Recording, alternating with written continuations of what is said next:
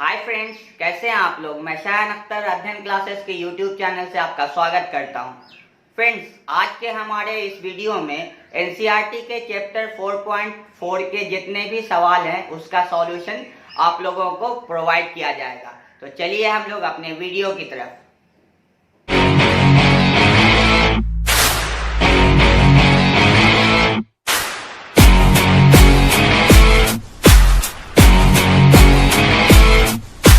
Friends, आपके सामने ये एक एग्जाम्पल है। इसमें ये डेल्टा दिया हुआ है आपका, मतलब डिटर्मिनेंट आपको निकालना है। तो मैंने इसके डिटर्मिनेंट को निकाल दिया है। आपको पता है इसके प्रोसेस क्या है, तो मैंने निकाल के रखा है। इसका डिटर्मिनेंट कितना होता है? -15। ठीक है, इसको जब हल करोगे तब। अब मैं आपको जो थ्योरी समझा रहा हूं वो थ्योरी ये है कि एक नियम है, किसी भी रो या किसी कॉलम के प्रत्येक अवयव को उसी रो के प्रत्येक कोफैक्टर से मल्टीप्लाई करके जोड़ देने पर आपको सारणिक का मान निकल जाता है, डिटर्मिनेंट निकल जाता है। मैं आपको क्या कह रहा हूं, आपको हो सकता है नहीं समझ में आया है, मैं आपको एग्जांपल से समझाता हूं। देखिए, इसका डिटर्मिनेंट -15 है, आप लोग देखते रहेंगे। मैं आपको क्या कह रहा हूं, किसी एक रो के प्रत्येक अवयव, चलिए यहां से 1 उठाया और यहां से कोफैक्टर मैंने निकाला है। तो A11 का मान क्या है? 4। फिर यहां से आप उठाइए 2 और A12 का मान क्या है? -7।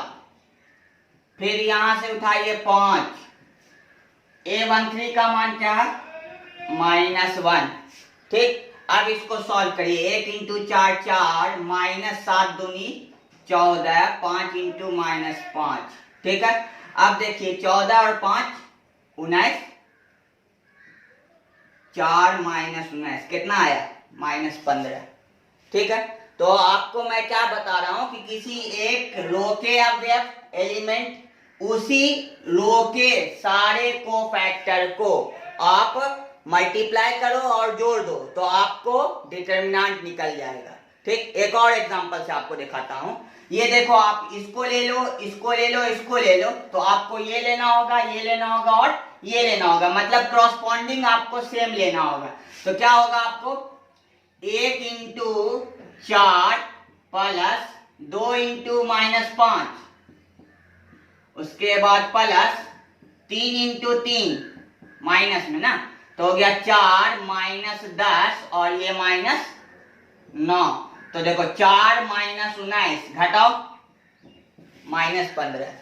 तो ये आपका एक थ्योरी है कि किसी भी रो के प्रत्येक एलिमेंट और उसी रो के कोफैक्टर के क्रॉसपॉन्डिंग मल्टीप्लिकेशन करके आपको जोड़ देने पे डिटर्मिनेंट निकल जाएगा।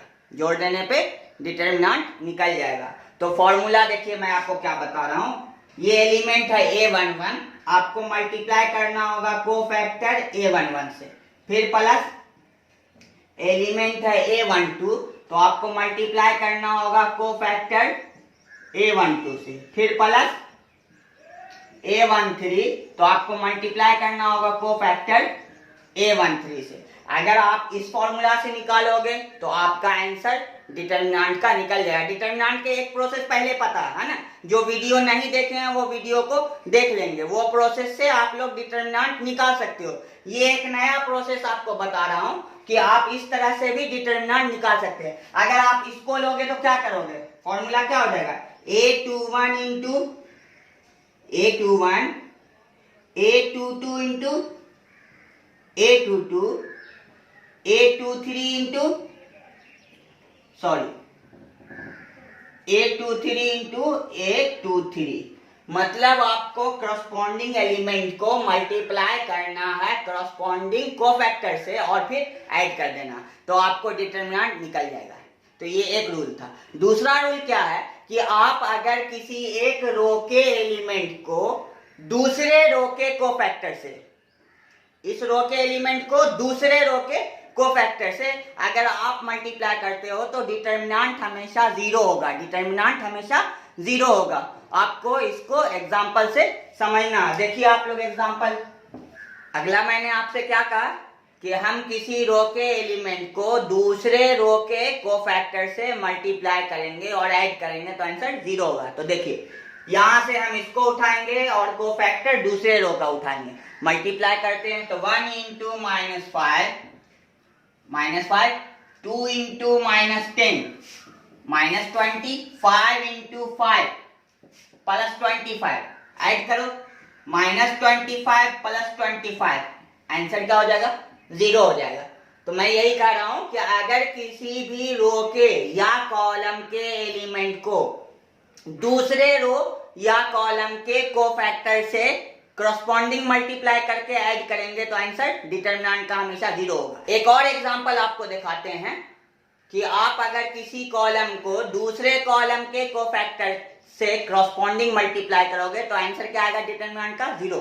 देखते हैं 1 इंटू -7 -7, 2 इंटू -10 -20, 3 इंटू 9 प्लस में 27, ये जोड़ो -27 + 27, तो आंसर क्या हो जाएगा 0 हो जाएगा।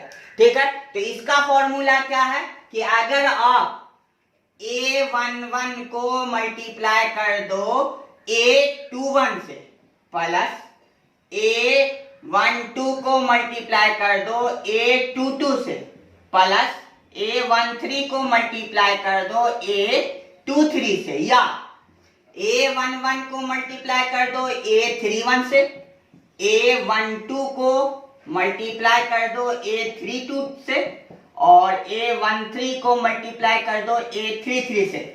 मतलब आपके एलिमेंट जिस रो का आप ले रहे हो कोफैक्टर उस रो का नहीं लेके उसके अलावा जो दूसरे रो होंगे उसका आपको कोफैक्टर लेके मल्टीप्लाई करना।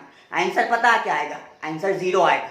अभी आपको एग्जांपल से दिखाया था ना, तो दो आपके सामने थ्योरी आया। पहला थ्योरी ये आया कि किसी भी रो के एलिमेंट को उसी रो के कोफैक्टर से करस्पॉन्डिंग मल्टीप्लाई करके ऐड करने पे डिटरमिनेंट निकल जाएगा और दूसरे रो से मल्टीप्लाई करने पे डिटरमिनेंट 0 होगा।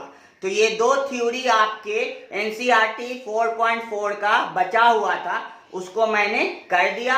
अब आपका यहां से सारा प्रॉब्लम क्लियर होगा। तो चलते हैं हम लोग एनसीईआरटी के सॉल्यूशन की तरफ। फ्रेंड्स, हमारे एनसीईआरटी के चैप्टर 4.4 का पहला सवाल है ये। आपको माइनर और कोफैक्टर इस सवाल का लिखना, 2 सवाल दिया है।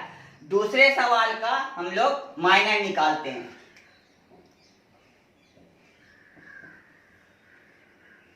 M11 इक्वल टू क्या करेंगे, पहले रो को और पहले कॉलम को छुपा देंगे, आंसर डी।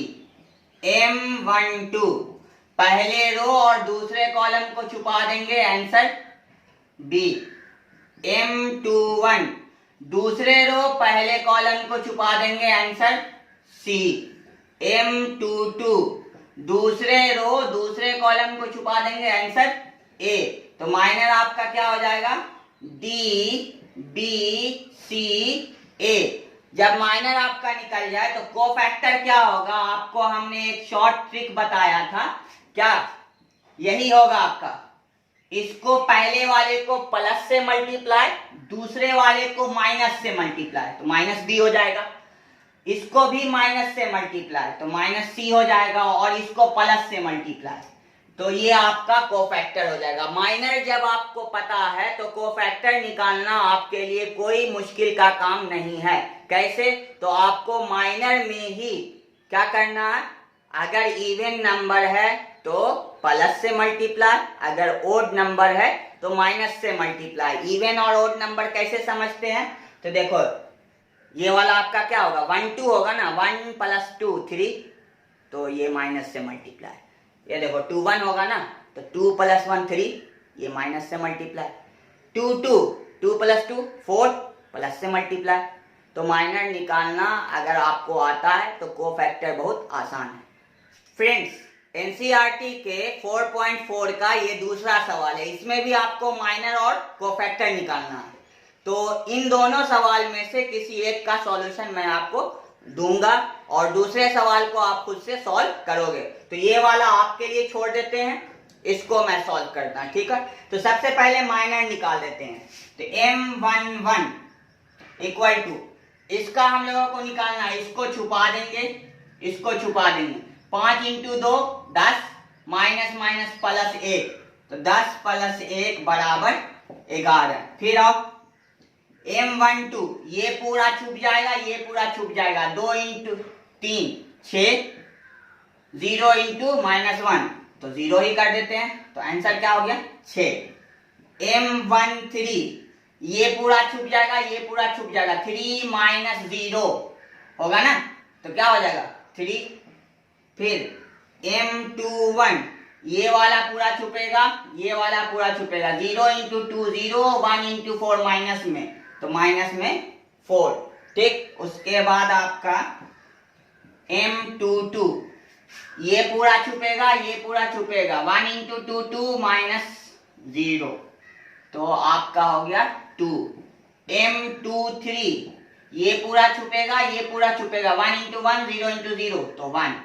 फिर M31, ये पूरा छुपेगा, ये पूरा छुपेगा। 0 माइनस 20, तो आंसर -20। M32, ये पूरा छुपेगा, ये पूरा छुपेगा, तो -1 और -12, तो -13 होगा ना सॉल्व होके। और M33, ये पूरा छुपेगा, ये पूरा छुपेगा। 5 माइनस 0, तो आंसर 5। तो ये आपका माइनर है। क्या निकला माइनर 11 6 3, -4 2 1, -4 2 1, -20 -13 5। जब आपका माइनर निकल गया तो कोफैक्टर आपका क्या, बहुत आसान है, ये हो गया माइनर। ये क्या हो गया माइनर, उप सारणिक। अब हम लोग कोफैक्टर लिख रहे हैं। कोफैक्टर कैसे लिखेंगे, इसको प्लस से तो उतना ही रहेगा, इसको माइनस से तो -6 हो जाएगा, इसको प्लस से तो ये इतना ही रहेगा मल्टीप्लाई होके, इसको माइनस से तो माइनस इंटू माइनस +4, इसको प्लस से, ठीक है ना। तो क्या हो जाएगा 2, इसको माइनस से -1, इसको प्लस से तो -20, क्योंकि प्लस माइनस माइनस, इसको माइनस से तो प्लस में 30, इसको प्लस से 5। तो ये आपका कोफैक्टर है, ठीक। तो माइनर आपका जब निकल जाता है तो कोफैक्टर आपका निकालना बहुत आसान है, कुछ नहीं करना है। माइनर में ही आपको प्लस माइनस से मल्टीप्लाई करते जाना, मल्टीप्लाई करना, ऐसा नहीं कि साइन बदल देना। फ्रेंड्स, इसी तरह के सवाल आपको एनसीईआरटी के 4.4 में है, तो उम्मीद करते हैं आप लोग सारा माइनर और कोफैक्टर का सवाल बना लेंगे। और अगर एक भी सवाल में आपको प्रॉब्लम होती है तो आप कमेंट में जरूर लिखें, मैं उसके सॉल्यूशन को अगले वीडियो के साथ अटैच कर दूंगा। तब तक के लिए अलविदा, फिर मिलते हैं अगले वीडियो में एक नए टॉपिक के साथ।